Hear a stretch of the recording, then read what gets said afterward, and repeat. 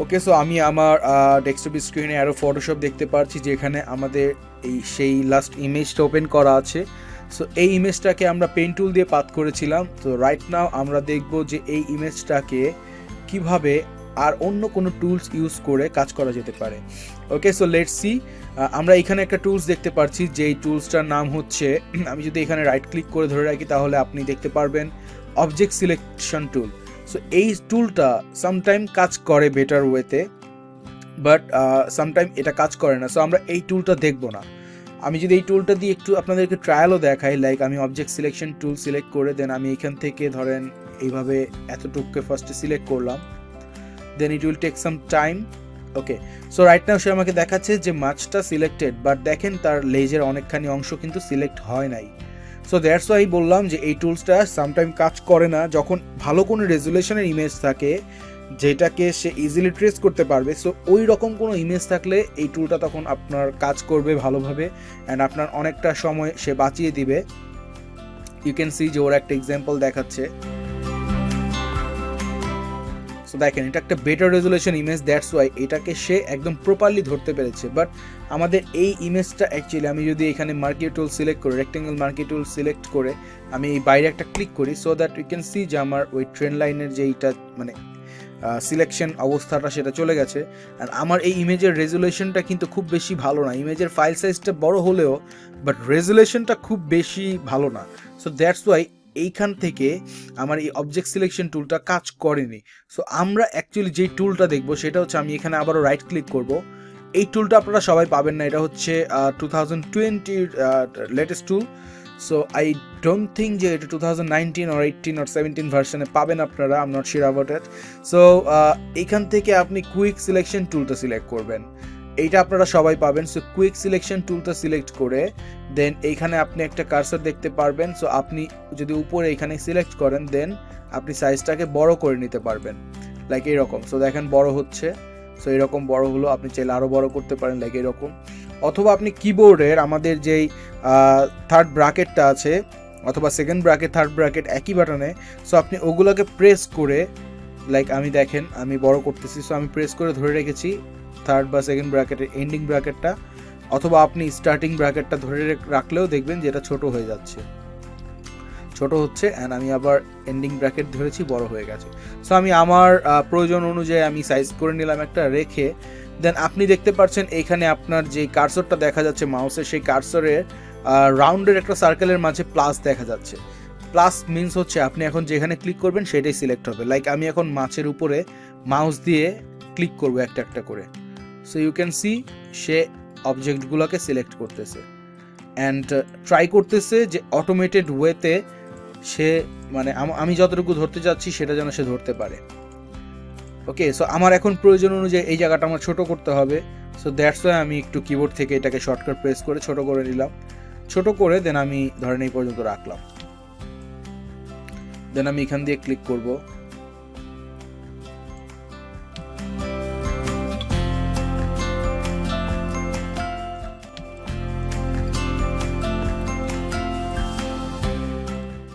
ওকে ওকে, so এখন আমার এটা সিলেক্টেড, বাট আমার কিছু বাড়তি অংশ চলে এসেছে যেগুলোকে আমার ফালাতে হবে। তো এখন কি করব দেখেন, আমার এইটা বাই ডিফল্ট প্লাস সাইন দেখাচ্ছে, বাট আপনি যখন কিবোর্ড থেকে অল্টার প্রেস করবেন সে মাইনাস হয়ে যাবে। ইউ ক্যান সি আমি অল্টার ছেড়ে দিয়েছি, সে এখন আবার প্লাস। আপনি যখনই অল্টার প্রেস করবেন সে মাইনাস হয়ে যাবে। সো মাইনাস হওয়ার পর আপনি যখনই যেই অংশটা ফেলে দিতে চাচ্ছেন, মানে যেই অংশটাকে সিলেক্টেড অবস্থায় রাখতে চাচ্ছেন না, সেখানে ক্লিক করেন, লাইক আমি এইখানে একটা ক্লিক করব।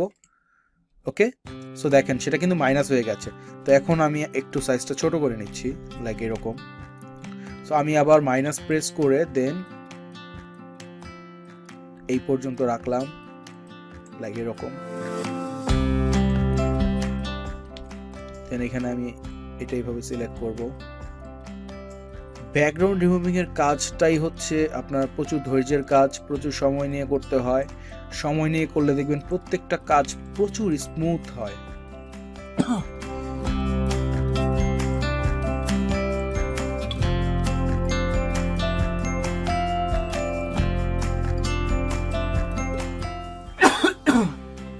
Sorry.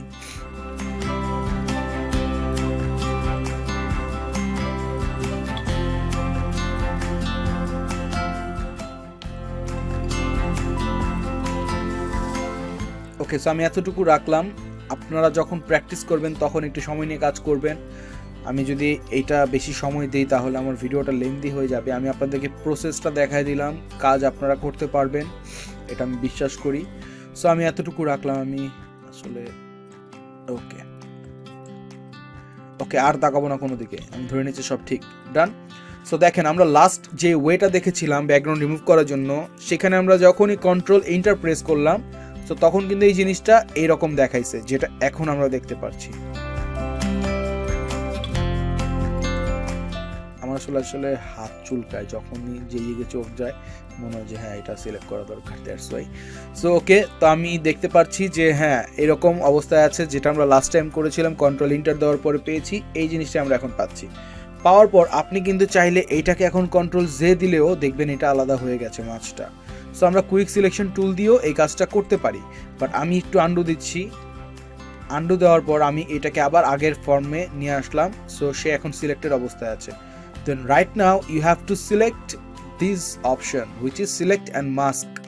So select and mask A click করবেন। ক্লিক করার পর আপনি এরকম অপশন পাবেন। দেন এইখান থেকে ভিউ মোডে এসে আপনি এইখানে অন হোয়াইট অথবা অন ব্ল্যাক অথবা ওভারলে যেইটা খুশি সেইখানে সিলেক্ট করতে পারেন। সো আমি অন হোয়াইটে সিলেক্ট করলাম। সিলেক্ট করার পর বাইরের এখানে একটা ক্লিক করব। ক্লিক করে এখানে আমি দেখতে পাচ্ছি ওপাসিটি 50% দিয়ে আমি এটাকে 100 করে দিচ্ছি। সো 100 করাতে কি হলো, আমি আমার মাছটার একদম প্রপার শেপটা এখন বুঝতে পারছি যে আমার এটা কতটুকু স্মুথ অবস্থায় আছে। So clear everyone? Okay, so আপনি এখানে হাই কোয়ালিটি প্রিভিউটা অ্যাক্টিভ করে নেবেন, তাহলে আপনি হাই কোয়ালিটি প্রিভিউ মোডে দেখতে পারবেন। দেন এখানে আছে রেডিয়াস। সো রেডিয়াস 0% মানে পিক্সেল দেয়া। সো আপনি যদি রেডিয়াসটা একটু বাড়ান তাহলে আপনি বুঝতে পারবেন। দেখেন রেডিয়াসের কাজ হচ্ছে সে ভেতর থেকে কিছু পরিমাণ অংশ কেটে দিচ্ছে, মানে সে ট্রাই করে যেন আপনাকে জিনিসটা স্মুথলি দিতে পারে বা প্রপারলি দিতে পারে। দ্যাটস ওয়াই সে ট্রাই করে যে ভেতর থেকে কিছুটা অংশ কেটে দিয়ে আপনাকে প্রেজেন্ট করা। বাট এটাতে করলে কি হয় যে আপনার ভেতরের অনেকটা ইম্পর্টেন্ট অংশ কেটে যায়। ঠিক আছে, যেমন আমি যদি এভাবে দেখি তাহলে দেখেন আমার মাছটাকে মনে হচ্ছে যে বড় কোনো মাছ এসে খাবলে খাইছে, ঠিক আছে, কামড়া খায় ফেলছে। তো জিনিসটা এরকম মনে হচ্ছে। তো আমি এই রেডিয়াসটা এরকমই রাখবো, রেখে আমি স্মার্ট রেডিয়াসে ক্লিক করব। সো স্মার্ট রেডিয়াসের কাজ হচ্ছে যে আপনি এই স্মার্ট রেডিয়াসে ক্লিক করে দেন, ওকে যখন একটু মুভ করবেন তখন সে সব কিছু কাটবে না, স্মার্ট ওয়েতে কিছু কিছু জিনিস থোড়া জিনিস কাটবে, ঠিক আছে। সো রেডিয়াসের কাজ হচ্ছে এটা, আমি রেডিয়াসটা এখানে 2 পিক্সেল রাখলাম। দেন এইখানে চলে এসে আপনারা দেখতে পারবেন কিছু অপশন, যেখানে হচ্ছে স্মুথ। সো স্মুথের কাজ হচ্ছে ওর এই যে যেই জিনিসগুলো আপনি কাটছেন, যেই শেপ যেভাবে কাটছেন, এখানে দেখা যাচ্ছে না যে একটু মানে তেজটাভাবে কাটানো বা মানে ওরকমটা স্মুথ না। সো আপনি এখন স্মুথটা বাড়ায়া দেন, একটু ওয়েট করতে হবে আপনাকে। আমি একদম ধরেন ফুল বাড়ায় দিলাম। দেন আপনি এই শেপগুলোতে দেখবেন একটা স্মুথনেস চলে আসবে। দেখেন শেপগুলো কিন্তু স্মুথ হয়ে গেছে। আপনি যদি একটু লক্ষ্য করেন, যেমন আমার এখানে 100 দেয়া, সো আমি এটাকে একদম 0 করে দিলাম। সো দেখেন এটা আমার আবার কি হয়ে গেছে, কর্নার টাইপের হয়ে গেছে। আমি আবার 100 দিলাম।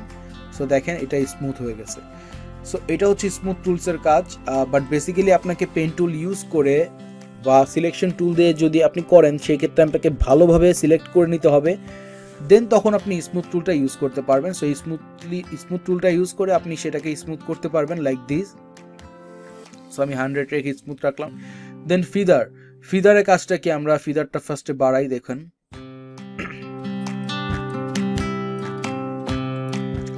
সো ফিদারটা একটু টাইম নেয়। সো ফিদারের এফেক্টটা আপনি ধরতে পেরেছেন আশা করি। আমরা একটু সময় নিচ্ছি আসলে। ওকে,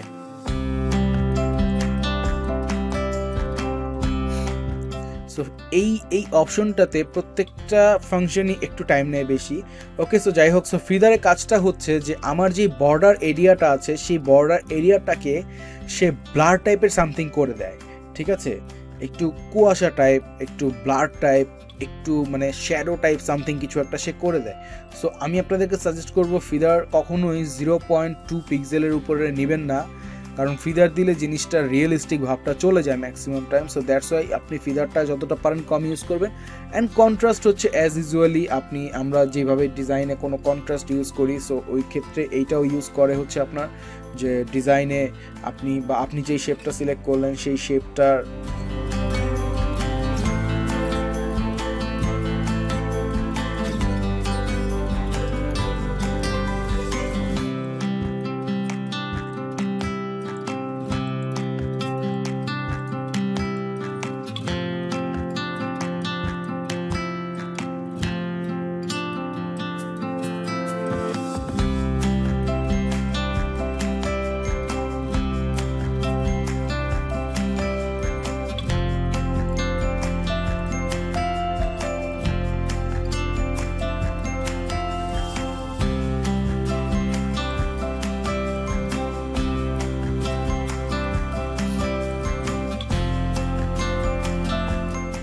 অ্যান্ড দেন আপনাকে এখানে আর কোনো কিছুতে হাত দেওয়া লাগবে না। সো আপনি যখন সব কিছু ডান করে ফেলবেন দেন আপনি এখান থেকে ওকে বাটনে প্রেস করে দেন আপনি এই জিনিসটাকে সিলেকশন অবস্থায় রাখতে পারেন। দেন আপনি চাচ্ছেন এখন এটাকে আলাদা করবেন, তো সেম ওয়েতে আমরা লাস্ট লেসনে যেটা দেখেছি, কন্ট্রোল জে প্রেস করবেন, J for Johnny yes papa J.